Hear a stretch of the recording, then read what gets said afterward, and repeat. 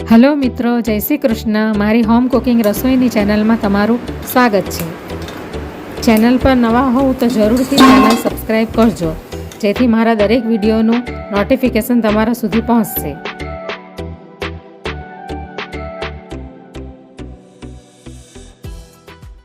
तो आजे हूँ रवा अने मैंदामांथी फरसी पूरीनी रेसिपी शेर करवानी छूं। तो एना माटे मैं 2 वाटकी जेटलो मैंदो लई लीधो छे।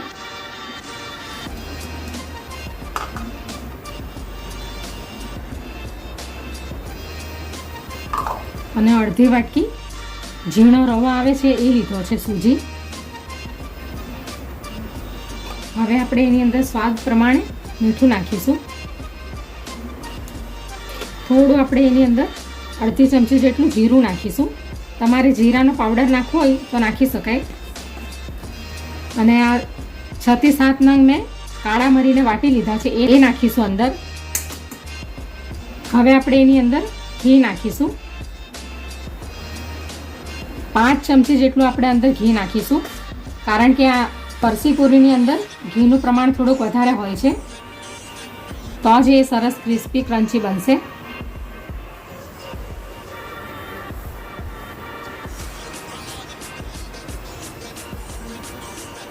હવે આપણે મિક્સ કરી લઈશું।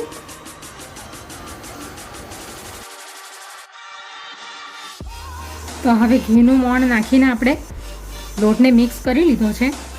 હવે આપણે એની અંદર થોડું થોડું પાણી નાખતા જશું અને એનો ડો બનાવી દઈશું એકદમ કડક।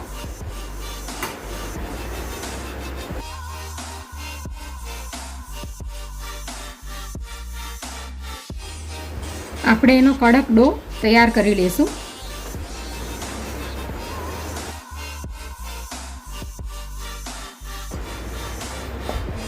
તો આ રીતનો આપણે ડો તૈયાર કરી લઈશું ફરસી પૂરીનો। આ ફરસી પૂરી ખાસ કરીને દિવાળીમાં બનાવવામાં આવે છે। તો હવે ફરસી પૂરીનો લોટ તૈયાર થઈ ગયો છે આ રીતનો। હવે આપણે એને 10 મિનિટ રેસ્ટ કરવા દઈશું। તો હવે 10 મિનિટ થઈ ગઈ છે। હવે આપણે ફરસી પૂરી બનાવવાનું ચાલુ કરીએ।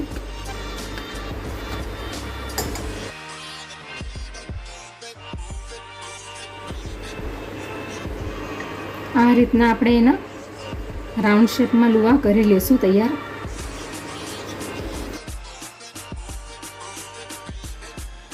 આપણે એને પતલી નથી વણવાની, થોડી જાડી જ રવા દેવાની છે આ ટાઈપની।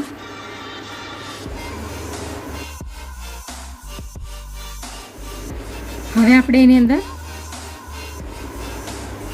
આવી રીતે હોલ કરી લેશું।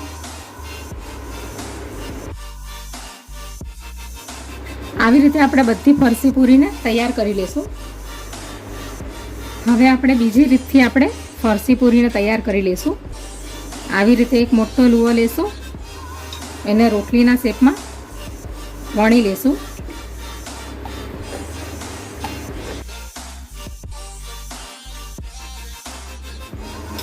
તો આ ટાઈપની આપણે રોટલી ટાઈપ વણી લેવાની। અને શેપમાં બનાવવા માંગતા હોય તમારે આવી રીતે, તો આવી રીતે એને શેપ આપી દેવાનો આ રીતે।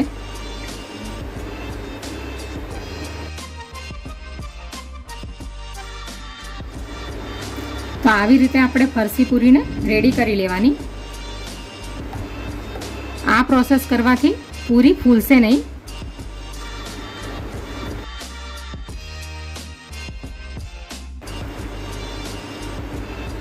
તો આવી રીતે આપણે બધી ફરસી પૂરીને રેડી કરી લઈશું।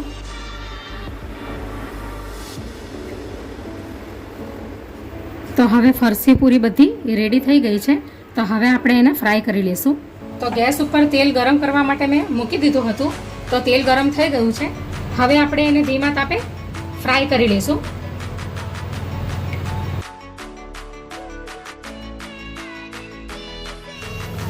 આપણે એને ધીમા તાપે જ એને ફ્રાય કરીશું।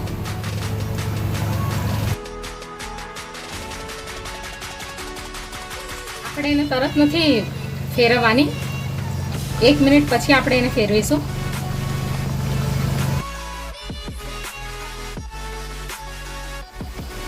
તો હવે ફરસી પૂરી તૈયાર થઈ ગઈ છે અને એનો કલર પણ થોડો ચેન્જ થઈ ગયો છે.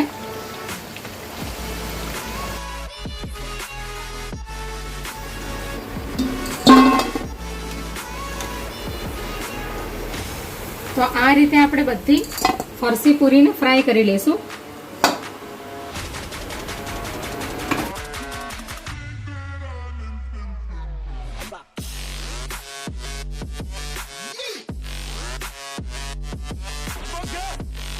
તો હવે ફરસી પૂરી બધી રેડી થઈ ગઈ છે. તો સરસ એકદમ ક્રિસ્પી બની છે. તો હવે આપણે એને સર્વ કરી લઈએ.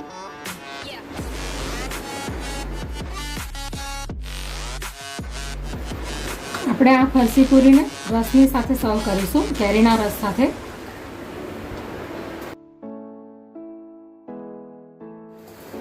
તો તૈયાર છે ફરસી પૂરી, જેને ખાસ કરીને આપણે એને દિવાળીમાં તૈયાર કરીએ છીએ.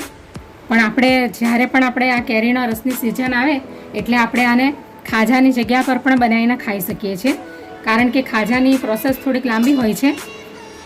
એટલા માટે આપણે આ શોર્ટકટમાં આપણે ફરસી પૂરીને રસની સાથે પણ ખાઈ શકીએ છીએ. તો તૈયાર છે ફરસી પૂરી.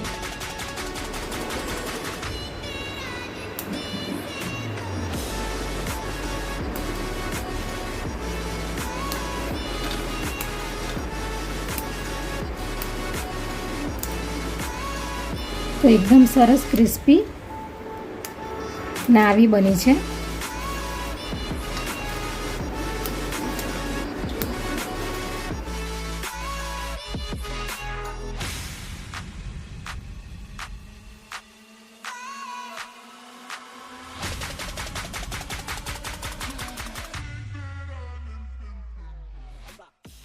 Audio Jungle.